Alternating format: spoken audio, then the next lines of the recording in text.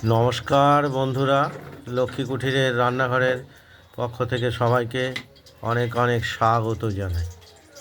আমরা দ্বিতীয় আরেকটা রান্নার ভিডিও রেসিপি নিয়ে এসেছি। সেটি হলো শিম ভাজা। সর্ষে কড়াইতে সর্ষের তেল দিয়ে দিয়েছি আর সর্ষে, হ্যাঁ বলো, কাঁচা লঙ্কা সর্ষে ফোড়ন দিয়ে শিম ভাজা হবে। শীতের সব এই শিমগুলো কেটে রেখেছি। এগুলো কাতলা শিম, এগুলোর একটু স্বাদটাই আলাদা। শিম ভাজা খেতে খুব ভালো লাগে। আর শীতের সবজি মানেই তার স্বাদ আলাদা। এগুলো আমরা এইভাবে ভেজে নেব।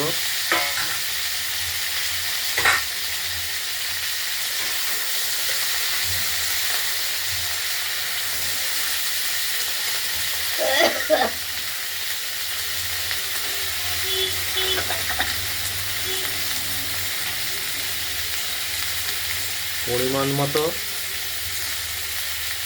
নুন দিয়ে দিলাম, পরিমাণ মতো নুন আর দেবো হলুদ।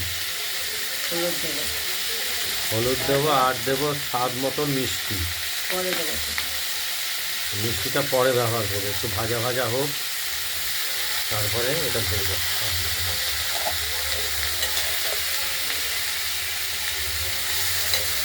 ভেজে দেবো।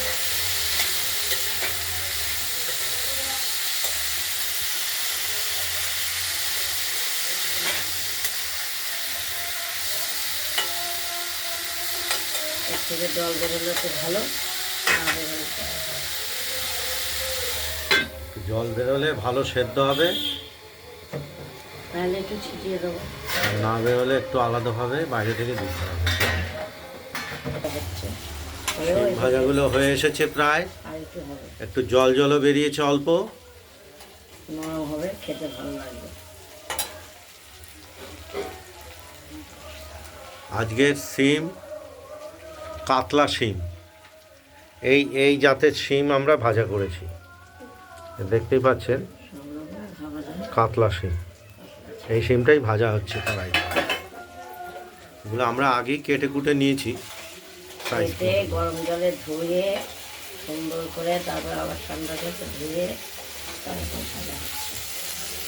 খুব সুস্বাদু, বিশেষ করে শীতকালে। শিম দিয়ে, বড়ি দিয়ে, আলু দিয়ে ঝোল খাওয়া যায়, মাছ দিয়ে, সব রকমই খাওয়া যায়। ঠান্ডাও কমে যাবে, শিমের স্বাদও কমে যাবে। ক মিনিট হয়েছে?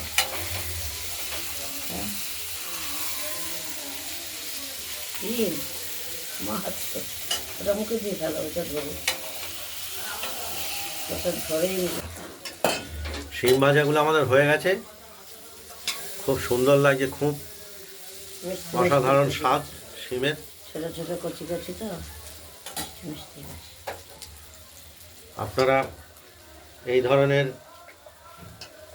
শিম শিম ভাজা যদি ভালো লাগে, তাহলে আপনারা শিম ভাজার রেসিপিটি বানিয়ে ফেলুন, দিয়ে আমাদের কমেন্টে জানাবেন আপনাদের শিম ভাজাটি কীরকম হয়েছে। হাতে ফ্যানটা ভিডিওটি ভালো লাগলে লাইক করবেন, শেয়ার করবেন, আর আমাদের লক্ষ্মী কুঠিরের রান্নাঘরের চ্যানেলটি ভালো লাগলে ভালো সাবস্ক্রাইব করে রাখবেন। টাটা। আজ এই পর্যন্তই, নমস্কার। ফ্যানটা এদিকে গেল, হ্যাঁ।